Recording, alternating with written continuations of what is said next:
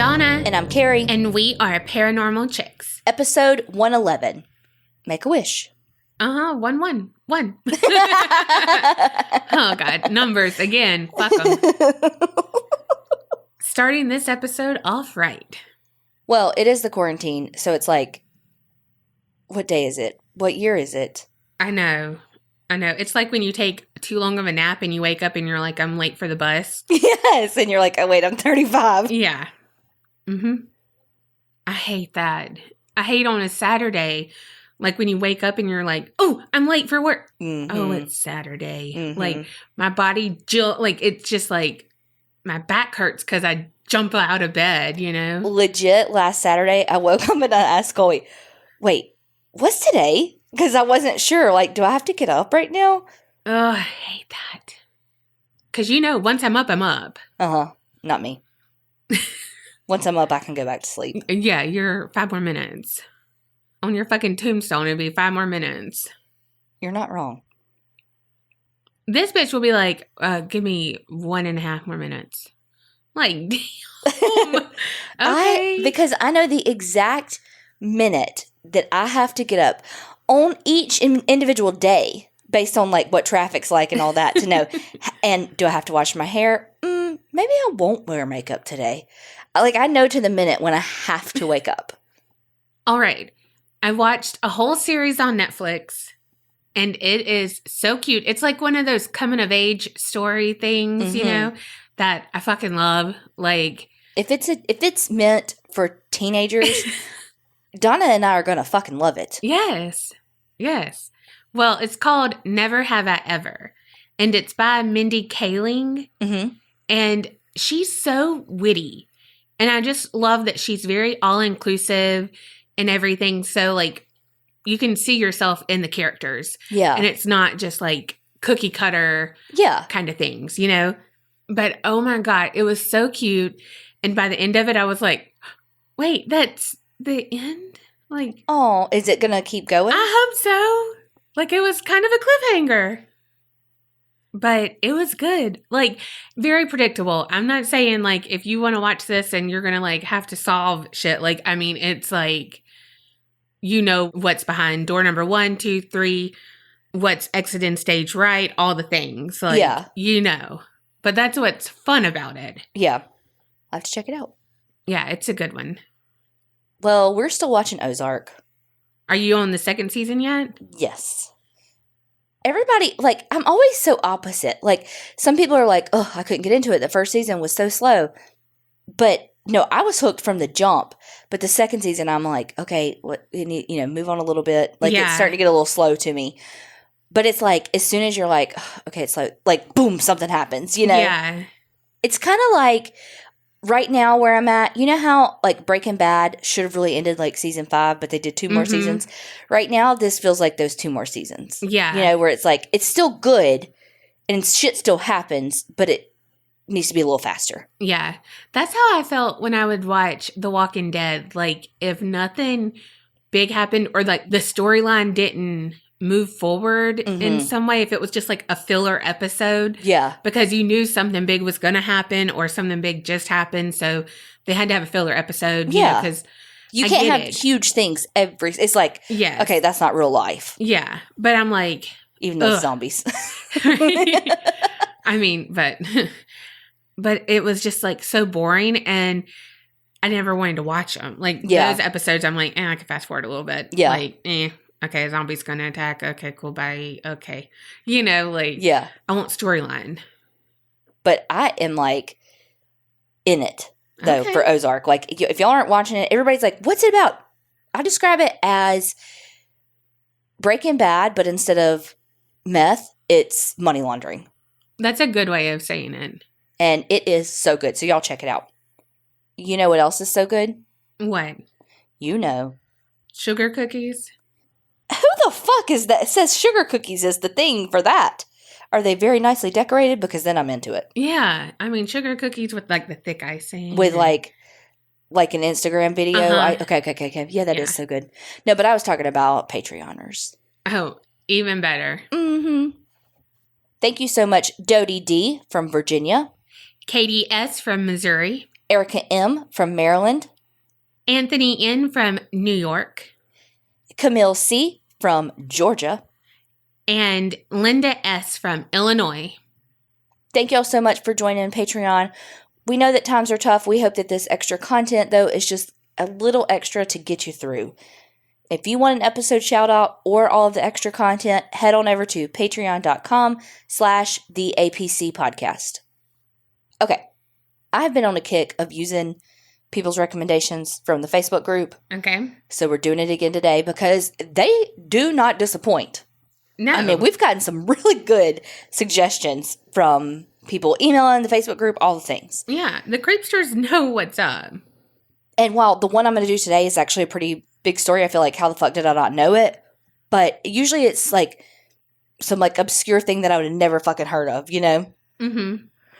Well, this story was recommended by Shine in the Facebook group, who always comes in clutch. Yeah. This is like, I think, maybe the third story that she has recommended for us. But she said that her husband wanted us to do this story. So tell your hubby, sit back, here we go. Oh, shit. Have you ever heard of a place called Skidmore, Missouri? I've heard of Skidmore, Texas, but no. I really thought you were going to make a joke about skid marks. Too low-hanging fruit. I mean, I really was like, kind of held my breath, like, here we go. Mm-mm. Not held my breath, but, you know, like I was like, okay, here it goes, you know. No one needs to hear that nastiness. So this story has been in a lot of things. There was a docuseries on Sundance TV. It was like 6 parts. It's been on 60 Minutes, which I watched. It was so cool. Tick, tick, tick, tick, tick, tick, tick, tick. Yes. You know when I hate hearing that tick, tick, tick, tick, tick? When I fucking record Big Brother and that shit is on and it doesn't. Mm-hmm. Uh-huh. Sorry, we didn't even finish it. But it's when Big Brother goes over. No. Football goes over. Yeah. And so it records 60 Minutes in the spot of Big Brother, and Big Brother recording doesn't extend, and then you miss the fucking episode. Yes. And it's at the very end where you need to know all of your shit. Okay. It's almost like there's a curse on the town of Skidmore, Missouri. So there's one huge story that comes out of it that I'm going to tell, which could be like its own episode, but I'm going to tell it. But then I'm going to very quickly tell some other things associated with it that probably some of those stories could each be their own episode. So those stories are going to kind of not be super, super detailed, but it's like, you kind of have to tell it because fuck this town, you know? Yeah. Well, okay. Skidmore is not big. Like there's about 300 residents. It's very, shit. It's a rural Missouri town. There's not even a police department. Like, it's very tiny. And in this town, there is a guy named Ken Rex McElroy. And we hate him. Well, I hate his last name because I know I can't say that right. Try. McElroy. There you go. Say it fast. McElroy. You got it. McElroy. McElroy. McElroy. McElroy. McElroy. What if you end up like the love of your life and that's his last name? Donna McElroy. I'll just be Donna Mac.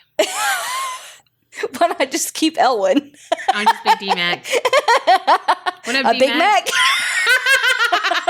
Yes, please. Extra sauce. I was about to say extra sauce because you extra saucy. Hell yeah.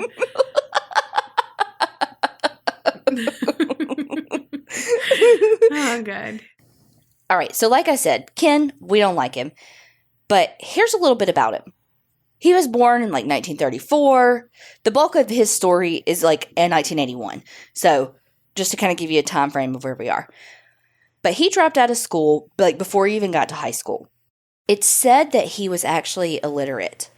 And by the time he was 13, he was already very well known to police.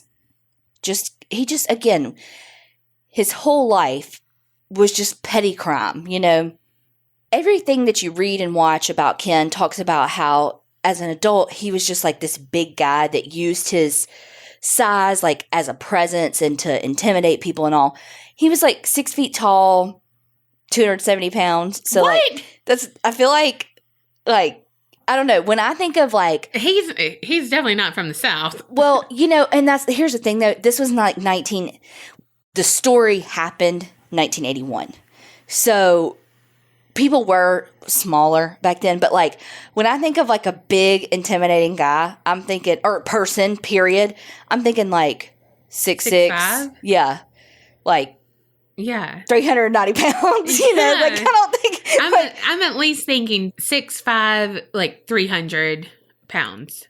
This also brings up something that annoys the shit out of me, is that size does not equal strength. You know what I mean? I thought you were about to go with a different size, but okay. No, but you know what I mean? Like, just because somebody's big doesn't mean they're strong. Just because somebody's tiny doesn't mean they're not strong. Oh, yeah, You know what I mean? Yeah, no, I get it.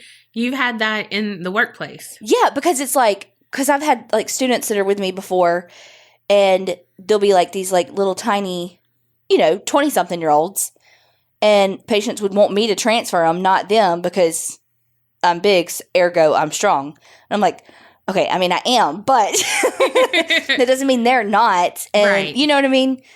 Well, anyway, Ken's whole thing was intimidation. Like, he was going to do everything he can to get what he wants. And in the town of Skidmore, Ken was really the town bully. Like, he intimidated people. He would like stalk people, do everything he could to get what he wanted. So like if he wanted somebody to do something, he would sit outside of their house at night, like in his truck with a gun, and like get out every so often and like fire it in the air, stuff like that to intimidate him. Who is he, Gaston? I mean, does that not sound like him? Yes. Well, he was such a fucker that like even law enforcement was scared of him. Like there was no stopping him in this town. Because even if somebody would report him for something or anything like that, he would use all of his intimidation tactics and they would withdraw their complaint. And, he would even steal people's livestock. Like, he wanted a cow, he'd go take it off of somebody's land. A hog, go take it. He would go take barrels of gasoline off of people's property that they use to fill up their farm equipment. Because it's like all farmland out there. Wow. It's said that when people would be walking down the street and they would see Ken McElroy, like they would like kind of go the other way to avoid him, especially if they had young daughters. Hate him. Mm-hmm. Supposedly, he was a womanizer and preferred young women. He had been married, I think, 4 times. He had 15 children. 15? Yes. And his last wife, Trina, he had actually gotten her pregnant. She was 15 years old. And, okay, so what he would do to kind of like groom Trina would be he would follow her school bus. Her school bus. That's how young she was. Yes. He would follow her school bus and then stop it and make like Trina get off. And it's like everybody fucking knew, Wow. And no one did anything to stop it. No, her parents knew. Obviously she knew. The bus driver, the kids' parents, everybody fucking knew. Well, he eventually got arrested because, listen to this. They finally were gonna, like her parents and all were gonna press charges against him. Well, to get her parents to not press the charges, he burned down their house. Holy shit. Yes. So he was eventually indicted and he was arrested for arson, assault, and statutory rape. So, they booked him, all the things, and then they let him out on a $2,500 bail. Oh, God. Trina and the baby were put in foster care, and he would sit outside of the foster home in his car, and he told the foster parents that he would trade girl for girl because he said that in order to get Trina back, he would trade Trina for their daughter because he knew the bus route of the foster parent's biological child. Oh my gosh. Yes. Well, here's the thing. He fucking got out of all of it. He forced Trina to marry him. And she's so young, like made the parents sign over her to marry him. Because again, she's so fucking young. I mean, what you gonna say? No, he fucking burn your house down. Right. You know? And so this is, well, and he did it so that Trina couldn't testify against him. So attorneys, if you're listening, hit me up and tell me, because I thought, like, okay, yeah, husband and wife communication is privileged, but I thought that just meant, like, they can't compel you to testify, but you can if you want to. That's what I thought too. So I don't really know. Well, not long after that, so that all that with Trina was back in 1973. 1976. Well, see, and all of that, that's when, like, vigilante justice for me. And I know, like, that's not... Right. It's not right. Yeah, I mean, it's not... Don't do it. Don't kill people. Yes. And I'm not even talking about killing, because apparently I like to torture people. I was about to say, what? You talking about tarring and feathering him? But you know what I mean? Because, like, no one can handle him. No one can stop him. Yeah. And, like, he has, like, the town's Bullied. children. Well, the town's children are not safe. You're right. Well, okay. So in 1976, Ken McElroy was on this other farmer's land. And he was like shooting his gun, doing just bullshit he shouldn't have been fucking doing on this guy's land. His name was Romaine Henry. Well, he tried to run Ken off, like, get the fuck off my land, shooting your gun, like, what the fuck are you doing kind of thing. And nobody fucking stands up to Ken. So what does he do? He shoots the farmer in the stomach twice with a shotgun. Holy shit. Uh-huh. Uh-huh. So luckily, the farmer lived. Okay. And Ken got charged with assault with intent to kill. Well, he's like, well, I wasn't there. I didn't do it. Romaine Henry, the farmer who was shot, testified against him. There were witnesses that testified that they saw Ken on the road by his land, but then Ken had two people who were like I'm sure he, gently encouraged them to testify for this, but said that they were actually like raccoon hunting with Ken at the time. They weren't. Well, he was acquitted. Are you fucking kidding me? And, Henry was like, I think I fucking know who shot me. Yeah. Mm-mm. He was acquitted. And it was a shotgun, so it's not like it was a fucking sniper. No, because you know what? He intimidated and threatened the jurors. Why didn't they get it like an outside jury? Because it's 1976. Yeah. And you know what I mean? It's just because... God. Oh! Yeah. He would, like, intimidate the jurors. So, now we're going to flash forward to 1980. There's a grocery store in town, and it's owned by Ernest Bowenkamp. He goes by Bo, and his wife, Lois.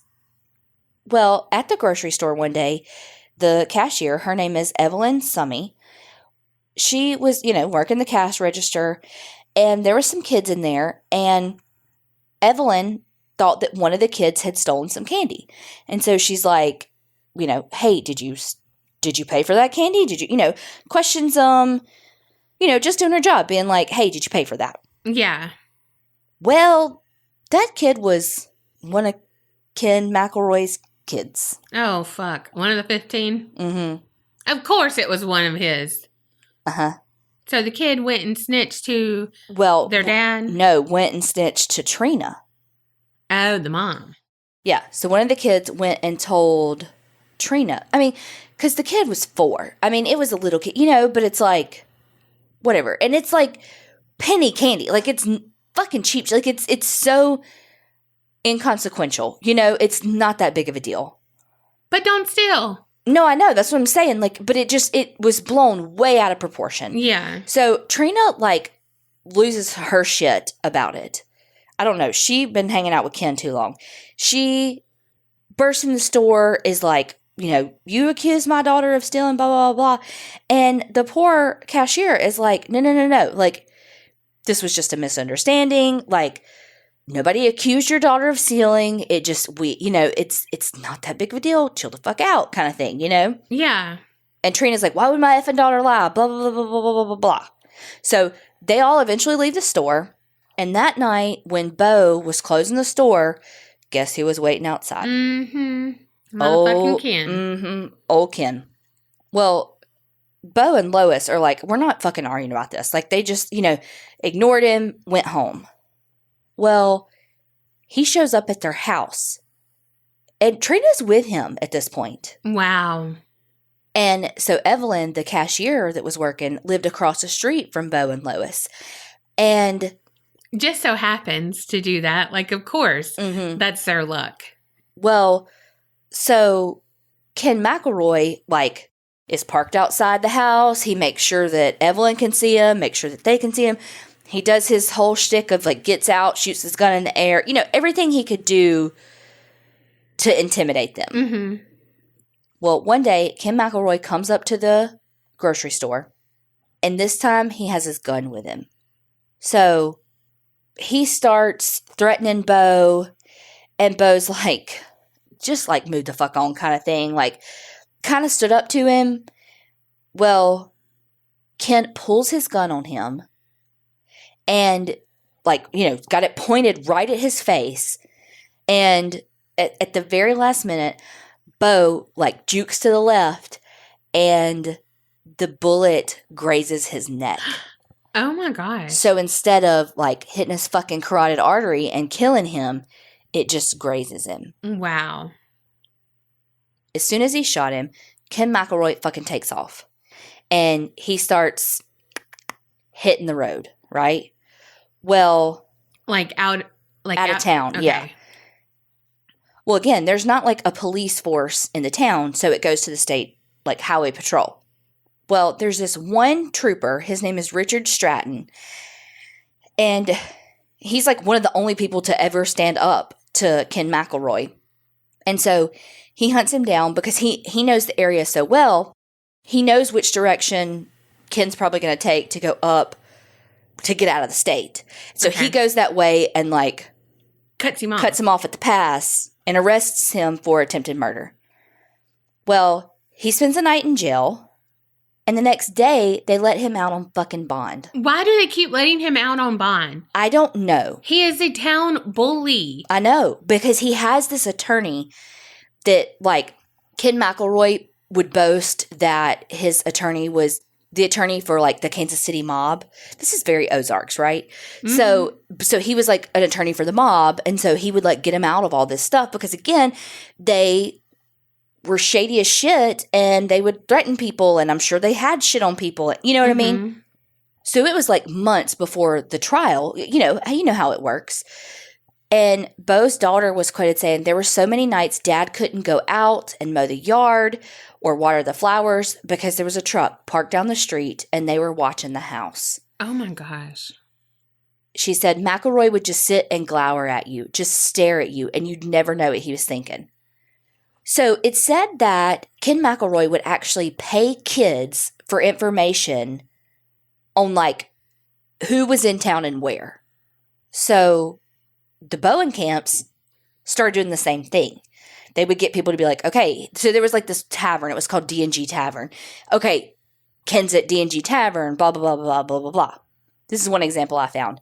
It said that one of the owners of the D&G Tavern would actually send her kid to the grocery store to get paper towels. And the kids didn't know that they were telling the Bowen camps that, hey, Ken's down here. He's pretty fucking belligerent. You should probably go ahead and call police. So, like, the town looked out for each other. Yeah. Because they were all so scared of him. Well, there was this guy. His name was Dave Dunbar. So remember, I said there was no law enforcement in the area, and things were very, very heated. And so they put a town marshal in place, and that's who he was, Dave Dunbar. Well, remember Evelyn, the cashier? She begged the town marshal, like, please talk to him. Like, I can't do anything. He's watching me. He's all the things. Well, when he went to talk to McElroy, to Ken pulled a fucking gun on this marshal. Oh my gosh. So Marshall calls the sheriff's department. It's like, hey, I need backup. Like, he's pulling a gun on me, blah, blah, blah. And they were like, nah.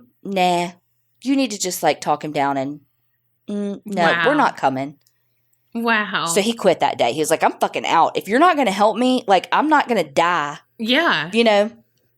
Well, longer story short, all of the county prosecutors and stuff would quit too and, like, wouldn't have anything to do with this. Wow. So there was a guy who, he was like 3 years out of law school. He was a legal aid attorney, and they made him the prosecutor on this case because holy shit, nobody would fucking do it. His name was David Bayard.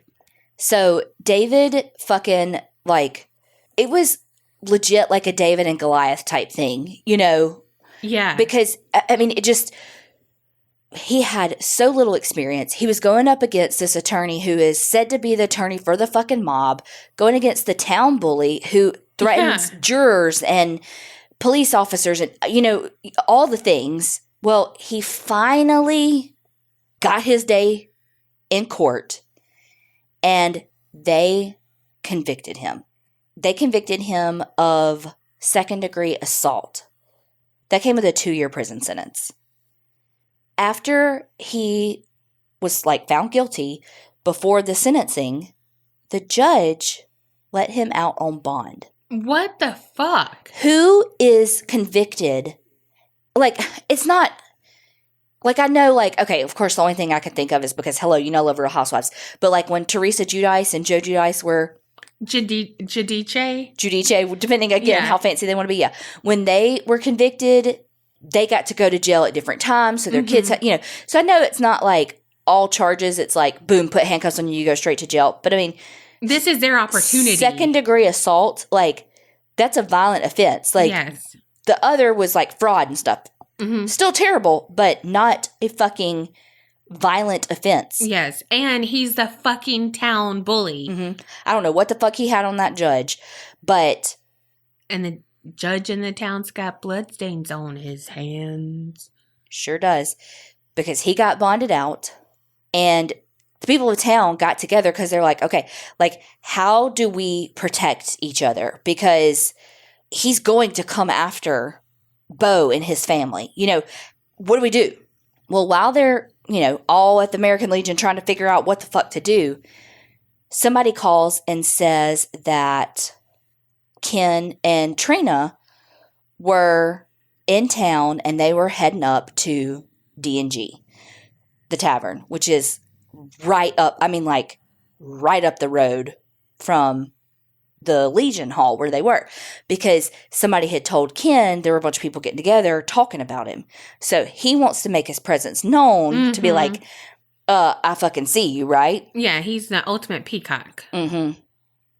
So he and Trina end up leaving D&G, get in the truck, and, like, the people come out to, like, you know, see him, all the things, and he gets in the truck, he lights a cigarette, and someone shoots him in the head. Vigilante justice. Uh-huh. Nobody called for an ambulance. Everybody just went home. There were, some stuff says 40 people, some stuff says even over maybe from 65 to maybe even 80 people in the area, and no one was ever convicted. That whole fucking town kept their mouth shut. Hell yeah. And no one has ever even been indicted for it. Could I write this? Because I was calling for this. Yes. I mean, again, it's not right to kill people. I am just saying there's no way that they were going to hold him ever.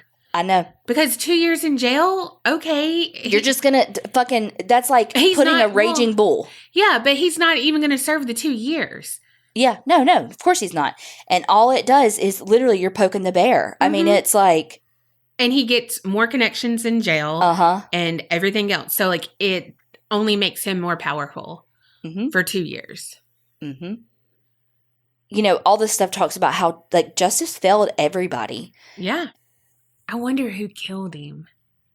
I mean, there's obviously a couple of people that they think did it, but and some of them have died since then. And I mean, if it was them, it went with them to the grave, and nobody's talking. Wow. Well, tragedy brings community together.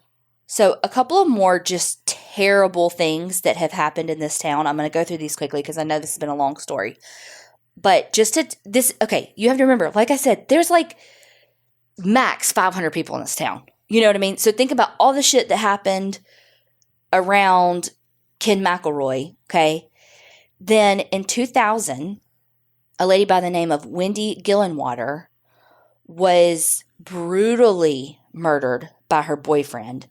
It's said that she was stomped to death by him. Ew.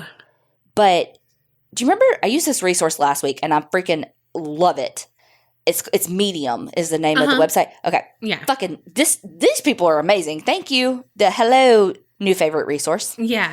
But they said that internet sleuths have actually found evidence that she was dragged around the town hanging from his car. Oh my God. That's like the Like hate Burning crime. Mississippi or something like that. Did they do that? Okay, yeah. I don't know, Oh, yeah. but it's like that hate crime. Yes. So Oh, God. Greg Drago is who did it. He's getting a life sentence. Then in 2004, Bobby Jo Stinnett, she was 24. Her mom found her and called 911 and said it looks like her daughter's stomach exploded. Well, what happened was a woman by the name of Lisa Montgomery had been lying that she was pregnant and killed Bobby Jo and took the baby out of her womb. Oh. Mm-hmm. Yeah, she, like, long story short about that, she pretended like she was a dog breeder and was going to sell the dog to her, and she attacked her. Oh my gosh. Mm-hmm. When this was written, Lisa Montgomery is scheduled to be the third woman in American history to be executed by the federal government. Wow. Yeah, that's fucking brutal. Yeah, and there's so much more to that story, like, about Lisa Montgomery, like, her childhood, like, that could be a whole episode.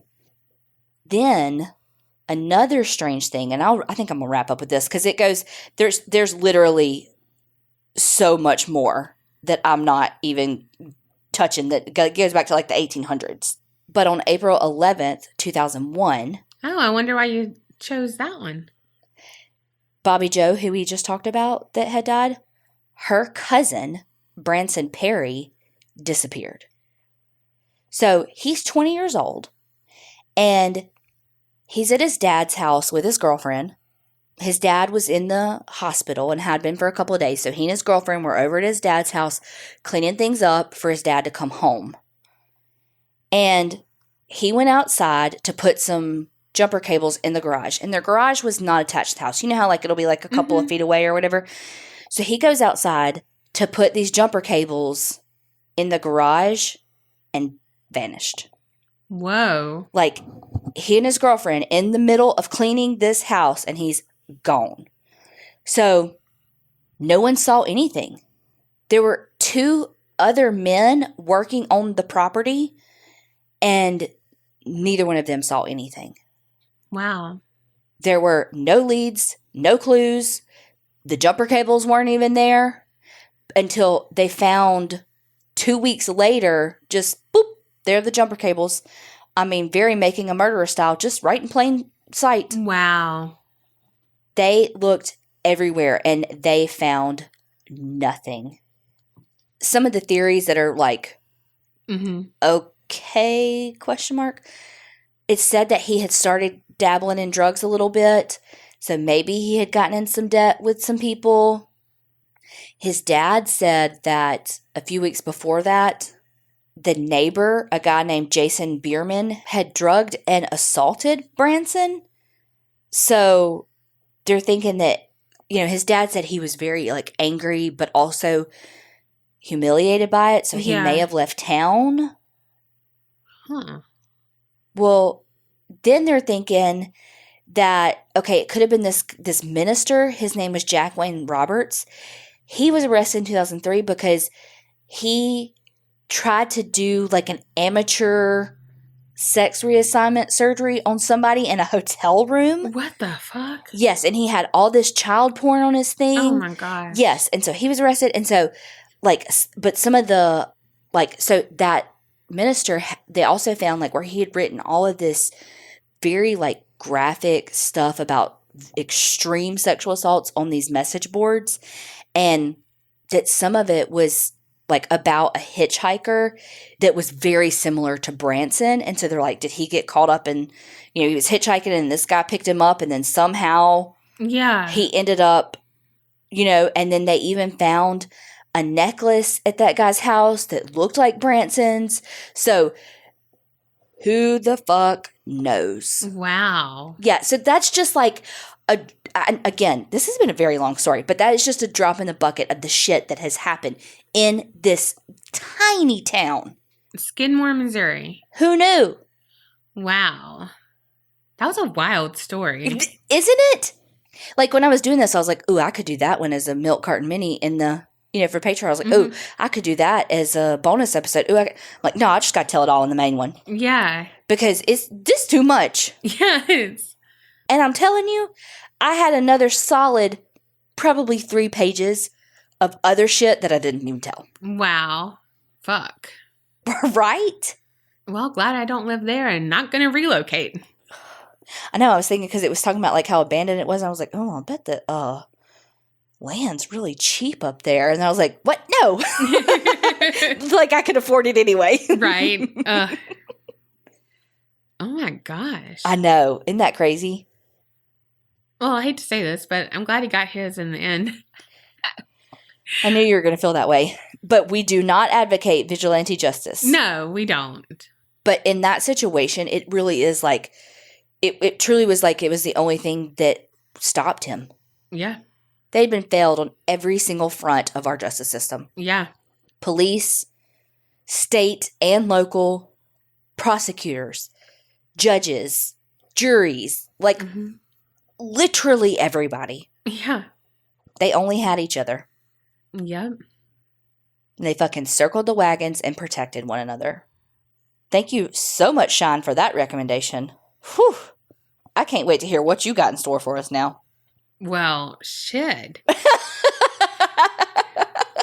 Didn't know I was going to have to follow that one up.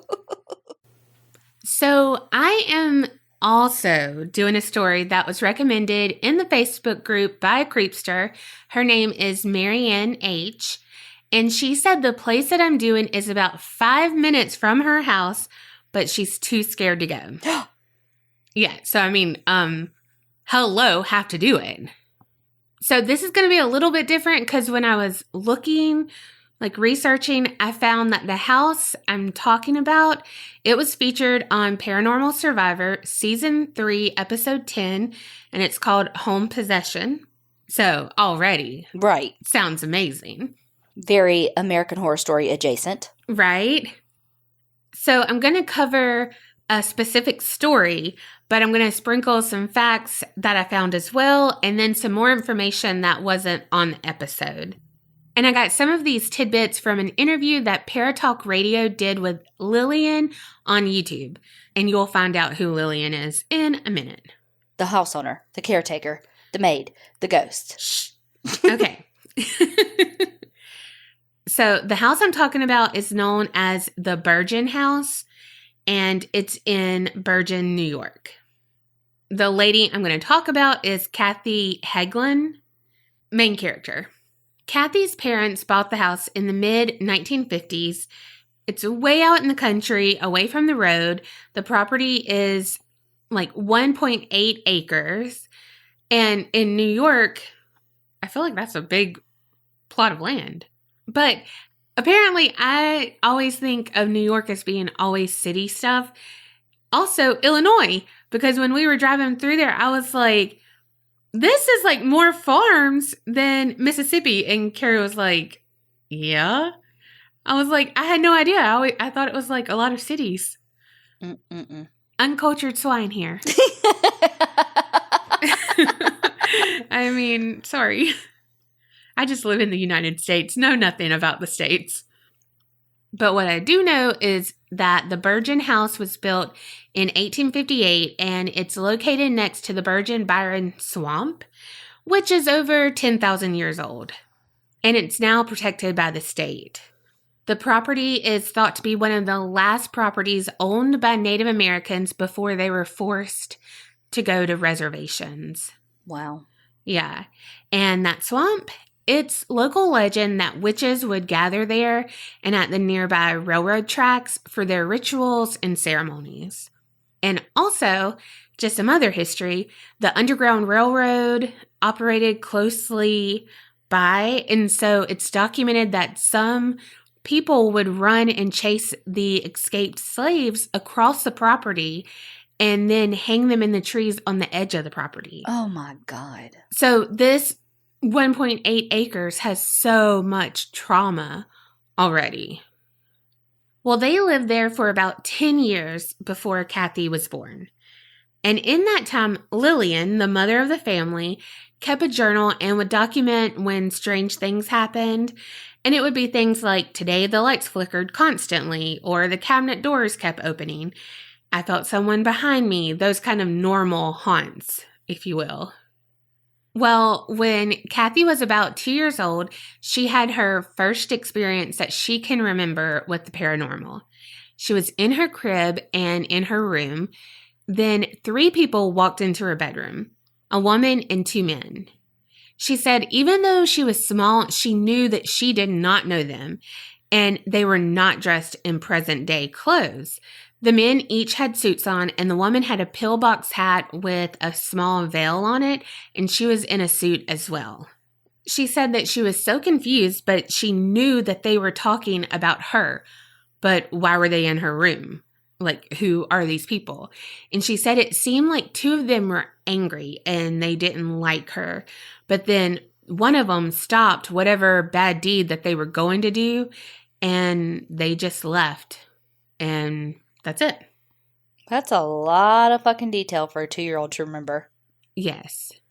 3 people, all in suits, a fucking pillbox hat. Well, obviously she didn't know what it was at the time, but if it's something weird like that, I would remember that. You would too. A 2-year-old does not remember that kind of detail. You do? Not at 2 years old. When's your first memory? When I was just before 2, and this is all I remember. Listen, though. Being in a really tall bed. It was white. And it was like I was at the doctor. That's all I remember. I just remember the bed being really tall. But to a 2-year-old, I mean, I was on like an exam bed. You know? Yeah. That's it. Well, that was before 2. So if you would have been there after 2, you might have remembered. And if there was a weird nurse behind you that had like a dated nurse outfit on. But you wouldn't know it's dated as a 2-year-old. No, but I'm thinking, of course, as a 2-year-old, she's not thinking, this is weird. Looking back on it, she's like, that's weird.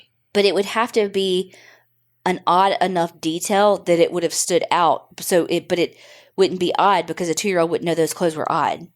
I don't know. I don't think she would know. I don't buy it. I have no idea. I mean, maybe if she was like 5 or 6, cool. But I don't buy it. 2 years old, nah. Another time when Kathy was about 3 or 4, so maybe Kerri will believe that she remembered this time, she was playing by a big mud puddle. Fake. Just kidding. Near the house, and her mama kept telling her to get away and keep away because there were bees nearby, and she didn't want her to get stung. Well, Kathy didn't listen, but about that time, Kathy was picked up by a Native American man and physically moved from the puddle. And Lillian didn't see it, but Kathy told her mom after that a Native American had helped her. And remember, this was property that was Native American land before. So fast forward to when Kathy is like 7 or 8, and she woke up having a creepy feeling that something was in the room with her. Well, you know, you kind of like prairie dog, like lift your head and look around a little bit, you know? Well, that's what she did. But then when she looked over to her dresser, she saw a baby doll that was sitting on it stand up. Oh, Mm-hmm. And then start to walk towards her on the dresser. Nope. Mm-mm. They're not supposed to do that. Mm-hmm. And it was laughing this creepy little laugh. So naturally, Kathy yelled for her dad and he rushed in. Well, when he got to the room, the doll was still standing. So he was confused as well, but he went to gather the doll up and his hand hit like an invisible force field. And it felt like it was cramping up, like he was having muscle spasms. So he looked around, found a book, and was able to use the book to knock the doll off the dresser, then pick it up. Then he took it with him, and he was like, I'll take care of this. So you know he probably burned it. Yeah. One Saturday morning, Kathy was laying on her bed, and how she was laying, she was facing her closet area, and all of a sudden, the door opened. And a man walked out. He came towards the head of the bed and just leaned on the bed, like crossed his arms and laid his chin on his arms, just staring at Kathy, who was frozen in fear. She was laying there and all she could do was like, she managed to pull her covers up like to her chin, like a little throw blanket she had over her. She pulled it up to her chin. That's what she could do and just stare back at him. Well, then she just started to feel nauseous and she started to dry heave and everything. And she was just overcome with sickness. And when she started to get sick, he stood up, walked back to the closet, closed the door, and Kathy said she could hear the metal coat hangers move like he was like moving in there. Oh my God. Then one night, Kathy was very cold, like bone-chilling cold. And she heard growling coming from the corner of the room. And then all of a sudden, she was being lifted off the bed by an unknown force. And she was just levitating there in the air, blankets and all, for several minutes. She was screaming, and finally her dad heard her, ran up, and when he saw her in midair, she began to lower and then fell back on the bed. He scooped her up, but her body was hurting everywhere. So they looked her over and she had bruising showing up all over her body. And it lasted days. But still, even with all of this and Kathy's constant begging, her parents refused to sell the house. They refused to be ran out of their house by whatever this was. I mean, this was their home. This was their land. And even like her father has seen this weird stuff. He just didn't really believe it all in a sense. Like it was kind of like, honestly, it was like it was happening to other people and not to him. So, you know, it was like. Well, it's probably a little bit of like self-preservation, you know, like, yeah. Well, it's not that bad kind of thing because again, they probably had sunk all their money into this house and what if it didn't sell, you know? Yeah. It wasn't only their family that saw things. They had a son and his high school friend was over and he saw a woman walk through the kitchen, through the wall, through a closed door and disappear. And so throughout her whole childhood, Kathy was tortured by the paranormal. Some were like the instances I just talked about. Others were more benign, like when she was asleep on the couch and she saw someone she thought was her dad coming up from the basement at around 5 a.m. and leaving for work. So she said goodbye to him, but then never heard his car start. And so she's like, well, that's weird. He should be gone, you know. Probably wanted to do something bad too. That's probably why she was laying down there like, okay, let me make sure he's out of the house. But you know what I mean? It's like sticking a boyfriend in. Well, she looked out the window and there was no car. He had been long gone. And so she had no idea who she had said goodbye to. But it wasn't just a figure. It looked like her dad. It wasn't just like, you know, oh, there's movement. Bye. Yeah. And whatever. Like, no, she saw it. Yeah. And this isn't the only time a doppelganger type occurrence happened. One time, Kathy was upstairs and Lillian could hear her talking and she was puzzled, because she was the only other person in the house. Who's Kathy talking to, and she's up there fucking gabbing away. Mm-hmm. And this is before cell phones. So later when Kathy came down, Lillian asked her who she was talking to, and she was like, I was talking to Donna. What? Uh-huh. Her name was Donna. It's her sister. Her name was Donna. I was like, what? Okay. She was the best. Oh, was she? But Lillian was like, no, honey, Donna isn't here. Mm-mm.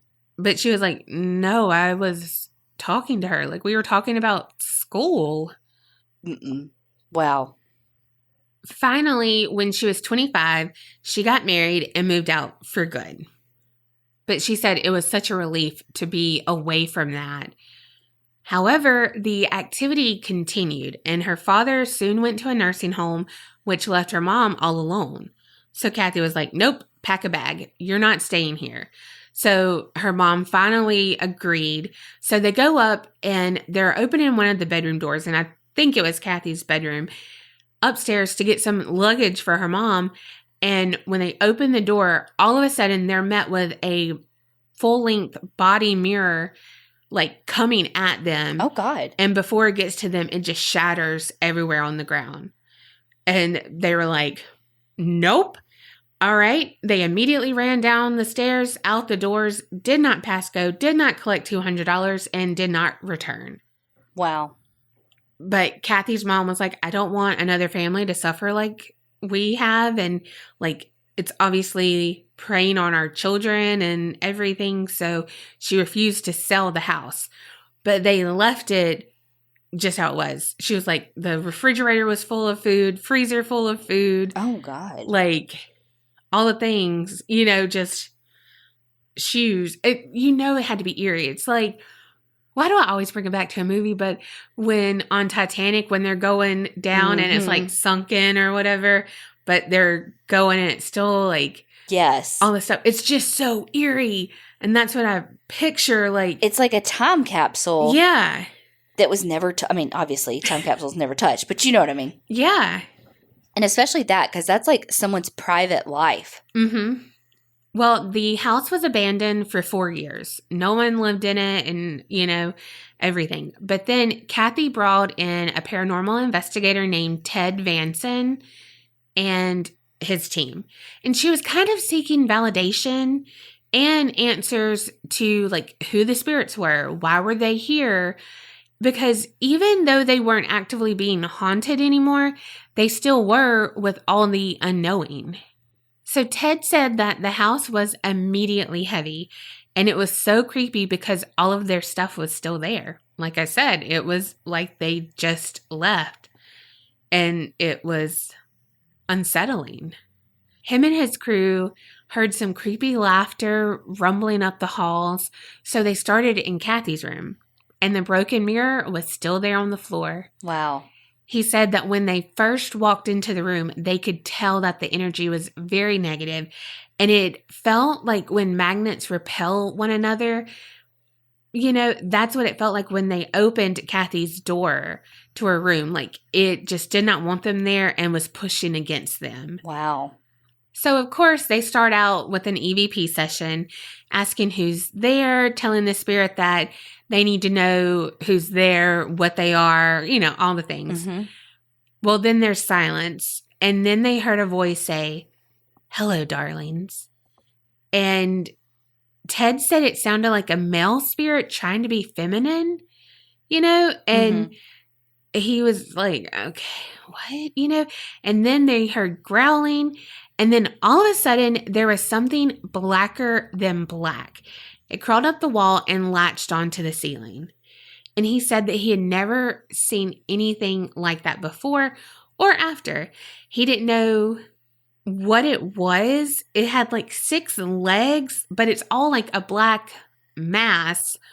But he could make out 6 legs. It was growling and all the things, but it was just right there on the ceiling. He was like, I don't know if that was my first demon. I don't know. But they were like rolling video and stuff. But of course, it didn't get on the cameras or anything, of course, But he was like, Oh, shit. Like, this is legit. Okay, our first room, and like this happens. Well, Kathy now lives on the property with her family, and she was interviewed by World Hop with Tej on YouTube, and she was asked if she ever considered moving, and she was like, oh yeah, I've moved several times, but every time there's something that happens and it brings me back to this place. She didn't elaborate, but it's like, in my head, I'm like, yeah, it draws you back, but I wonder too, like, if financially something gets set back or whatever, and she has to go back, you know, to that because, well, like, it might be paid for or, you know, something like that. I don't know. But she has a different attitude towards the spirits now than when she first lived there. The first time she was scared and just, you know, uneducated in a way that made her vulnerable. But now she knows there's different spirits, some negative, but most are positive. And she said that she just has to remember that they were once people and they just want to communicate. Yeah. And she said, so they're just interacting with me. And when she thinks about it like that, it's like not so creepy. I know we like talk about that CoStar app all the time that is like we use for horoscopes and all that, you know, your charts and all that. But you know what mine was today? Everyone deserves to be listened to and loved. I like that kind of goes with that. Yeah. Like recognizing that they used to be people and that, you know, so like, are they doing all these things, like acting out to be seen, to be heard so that you know they're there? Yeah. Well, mine said, you are your worst critic. I was like, tell me something I don't know, CoStar. Durr. I mean, fucking, you're your own peanut gallery. Yeah. But also, she's had a lot of education on the spirit world because of all the paranormal investigators and psychics and all of that stuff. So she's really come around and she's back home and finally feels at home there too. So let's get into some of the ghost recent activity on the property. I will say that Kathy describes that there's different spirits. She said there's like a day shift and a night shift. During the day, the ghosts are like curious and playful, but at night, that's when things get darker. It's kind of like, duh. That's how like the world is usually. You know what I mean? But still, again, she has grown to understand the house. Yeah. There's these two portrait paintings on the wall in a room, and they're of two young blonde girls, and they both look sad. I think one actually has a tear. I'm not sure. They look like mournful. They look like they would be haunted. I'm like, who saw those and said, ooh, let me buy those? It could be family members. I don't know, but they sad. Anyway, when Kathy was hanging up the artwork, the young girl with the bow in her hair, she smiled at her. And Kathy dropped the damn picture. But obviously it got hung up because I'm seeing it hung up. Yeah. But like she literally turned her frown upside down. One of the spirits on the property is thought to be of a young woman, and she's usually located in the barn area since that's where she died by suicide. She was pregnant, and her lover did not want anything to do with her or the baby after that, so she hanged herself. Oh. And she was a German girl. Her father had immigrated from Germany. Well, Kathy said that her son speaks fluent German. He's never had a formal lesson. What? Yeah. So her son has been talking to this spirit that hanged herself. What? She saved money on Rosetta Stone. How much time did her fucking son spend out in the barn? They might not have privacy in the bathroom. Might be a one-bathroom house. I don't know. Damn. In that same barn, people say that they get the feeling of being underwater, like their head's in a bubble. Not that they can't breathe, but it's like a different kind of air. Just everything's muted. And also at night, you can hear what sounds like boots walking across the metal roof of the barn. Kathy said that she's had several psychics independently tell her that there was a serial killer who lived on the property at one time. and they would take children off the orphan train from the nearby tracks. Oh my God. And those kids would never be seen again. And sadly, they weren't really missed. Again, serial killers really know how to target disenfranchised populations. Exactly. And in that barn on the property, a lot of people say that they witnessed children sitting crisscross applesauce in the loft area. And a lot of people say it's a boy and a girl, and they look like they're playing jacks. Yeah. Very old school. But there's a lot of little children around in the house and on the property. And it's probably from those orphan trains. Oh. Kathy said one spirit that's come through is a little boy named Raymond Jahara from India.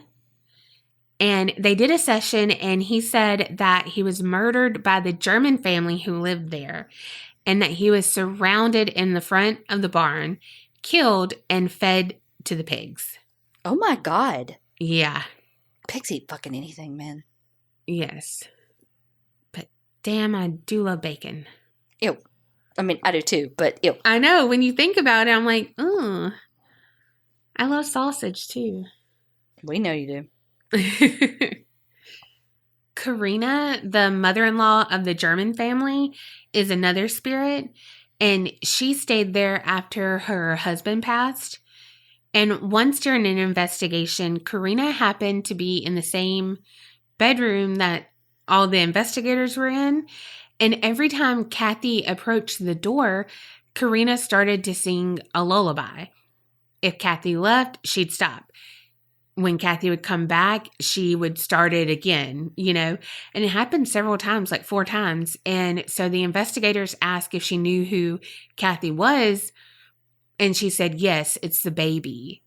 And so that's who saved her. Yeah. Isn't that crazy? Wow. In the same bedroom, Kathy said that you'll be sleeping at night and you'll feel the bed be bumped continually. And it's kind of like someone's standing at the bottom and like bumping it with their knee, Which would be so fucking annoying. Right. Well, when you wake up, you'll see a black mass at the end of the bed. Oh, Yeah, it wants to wake you up and talk to you. Oh my God. You know how I feel about that. Don't fuck with my sleep.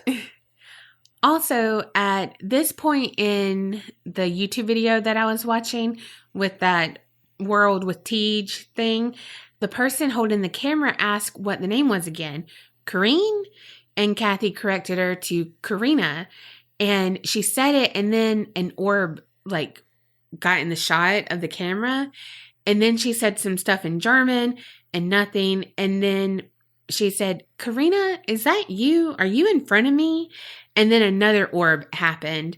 So take that for what you will, because we know orbs are usually dust or insects or whatever. But I had not seen anything like that until she said her name the first time. Like when Kathy corrected her, and it came up. And it just came up out of nothing, Yeah. And then when she said, is that you in front of me? And then it did it again. It was like, whoa. In another YouTube video, lots of walkthroughs and stuff, there was a psychic named Chelsea who was doing a walkthrough one time, and she entered the room and pointed to the closet and said, something's wrong. Did you move something? And Kathy had moved a bookshelf out of the closet and put it in another room recently. And Chelsea said, yep, I heard she moved my stuff. And she said that the bed shook in here before, right? And she was like, yeah, because that's the one that she said that it'll be nudged at night. Yeah. And it's like, that's so crazy. Instantly she went in there and was like, something's wrong. You moved something, and then it was just like, that bed shakes, right? And I'm like, holy fuck. In the living room, there's this male spirit that stays in there. And there's this video that Kathy has, and it's like security footage, basically. And it's just, no one's in the living room, and there's this wooden chair off to the side, and her jacket is hung on the back. Well, it moved down just a little bit and then was flung onto the floor. but like with force. It's not like it just like, oh, fell off by chance. No, like it was like whoosh, pulled, but no one's on camera. Upstairs in the house, a grumpy man and children are said to let their presence be known, and the man has been known to push people down the stairs or throw objects at people like a battery pack or anything like that that investigators have, and he really targets women because he doesn't like them. Well, why? I don't know. He's an incel. The OG incel. Mm-hmm. The most negative energy is in the attic, and there's been claims of being pushed or even trapped by negative spirits up there. And the people from the YouTube video all experienced disorientation, feelings of dread, and was just like all around uncomfortable in the attic.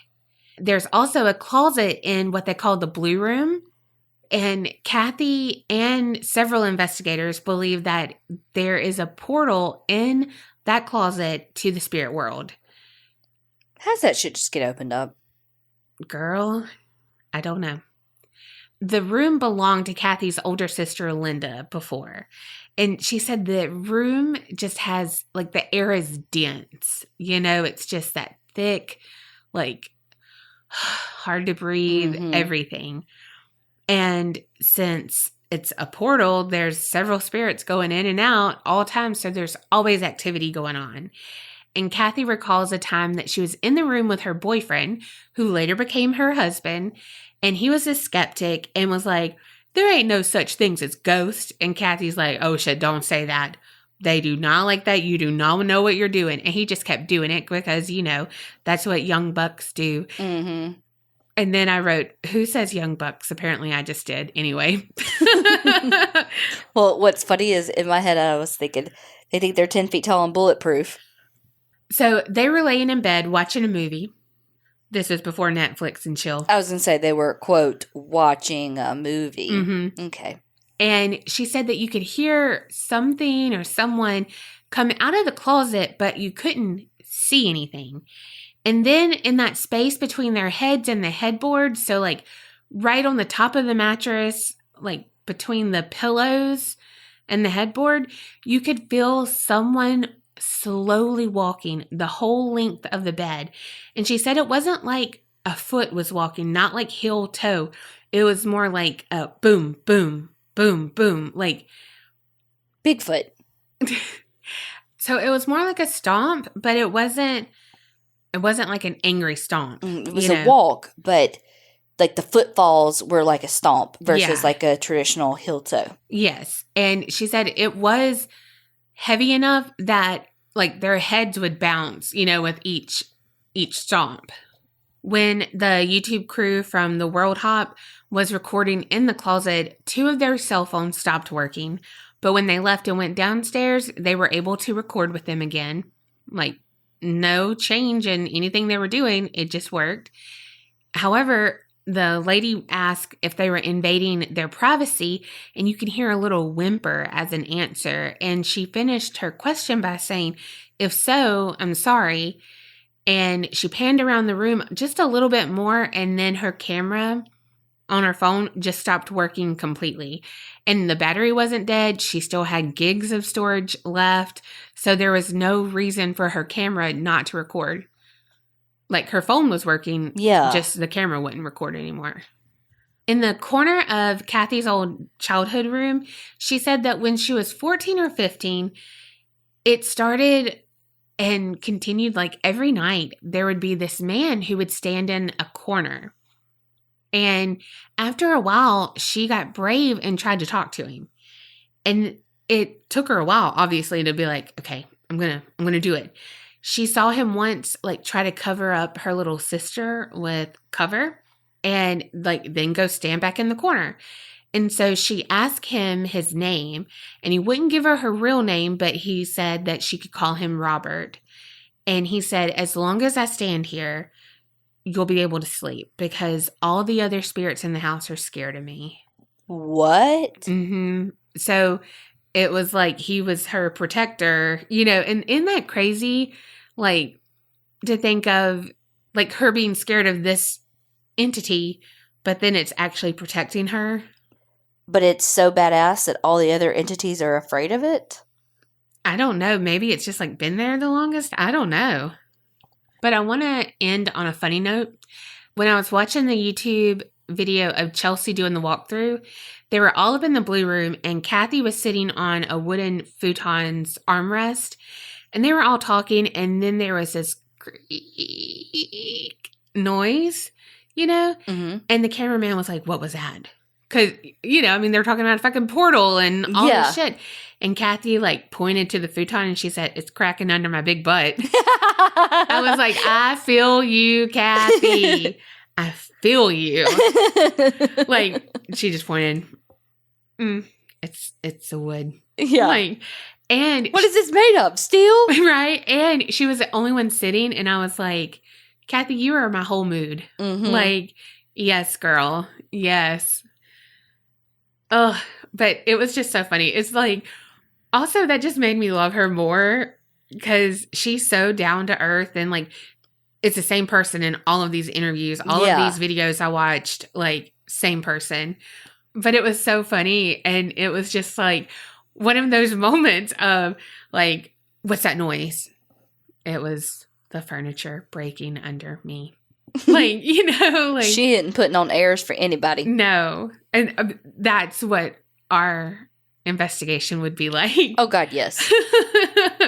Be like, did y'all catch anything other than cramps? No. Right. A hernia from climbing those stairs. They didn't have elevators back in the 1900s. But that is all of that. But there's a lot of activity that goes on. And she's still learning about the history of the house. And like she works with other people to, you know, uncover more stuff about the house and everything. That's a lot of spirits in one place. Yeah. But also, it's like the house, but it's right next to the swamp. So it's water, you know, and it's like, I swear to God, I'm never moving to a house that's right by water. I'm not doing it. Definitely not a fucking swamp. Well, definitely not. Well, I definitely liked that story. I don't like the ghosts that fuck with your sleep. I know. But sing me a lullaby, please. Please. Did you say that any of those ghosts play with hair? No. Okay, I'm out. I would hate to see McElroy as a ghost. Oh, you know he is the worst. Oh my gosh. Ugh. So much going on in such a small town. Yeah. It really is. I wonder what, like, if there's like travel land or anything about that the town was built on or like that's trauma like cursed that. It. Yeah. Yeah. Maybe it's just like your house. Mm-hmm. That's what's so scary about the past, though. Like, you never truly know what happened in the past. You don't know someone's past. You don't know, like, a house's past really all the time. You know, you have to dig and dig and dig. Thank God we have the internet. So that helps a lot. But even just dating, like. We talked about that last episode, like how she didn't really know. She thought she was marrying, what was it, Todd Smith? Yeah. But that wasn't really his last name? Yeah. It's so scary. And like he had this whole other life. And, or can you imagine being this is so off the subject, but can you imagine being those people, those women or men who are like watching TV and America's Most Wanted comes on and they see the person that they live with or whatever. And they're like, wait, what? Mm-hmm. Oh my God. Like, what do you do? How do you, like, honey? Like, it's, you definitely don't tell them. I know. Like, is the popcorn ready? Like, I don't know. Well, and it's easy with stories like the Skidmore story to be like, well, this is what I would do, you know? Yeah. And to not be able to empathize with the people of the town. But like when you live in that fear every single day, and you and your family and your livelihood and all of that are being threatened, like, you can't, it's impossible to put yourself in their shoes. Yeah. I couldn't do it. They're stronger than I am because I would have given in a lot quicker. I mean, just think about how we feel right now with the quarantine and stuff, where we're like all itching to go out and do stuff, but we can't. And what if that was your life all the time because this guy might come and shoot up the place? Well, that is schools now, but you know what I mean? Like this one guy who can take your daughter and you can't do anything about it. Because the police won't even come. Yeah. Like this one guy who can steal your car if he wants and doesn't matter. Like he's not going to get arrested, you know? And it's like, you can never just be safe, even in your own fucking house. Yeah. Dude, was in his own house, like the farm, and was like, get off my property, and got shot. Yep. And nothing happened. He literally testified, Ken McElroy shot me. And they acquitted him. They're like, yeah, but there were snakes in my mailbox, so. Yeah. Oh, yeah. Well, y'all know we want to know what y'all think about both of these stories. Yes. Thank y'all again for the recommendations. Yeah, y'all keep them coming because they never disappoint. Just like all the shit y'all send in, including the sinister sightings. Hell yeah. So you can send all that in to our email, aparanormalchicks@gmail.com. Or if you're in the Facebook group and you want to shoot us a recommendation, tag us in there too. Yeah, make sure to tag us though, because if you don't tag us, we might not see it. Yeah. Hopefully we are maybe just around the corner from being out of this quarantine pandemic business. Just around the river bend. So keep plugging along. Reach out for help if you need it. And remember, creep it real and don't get scared.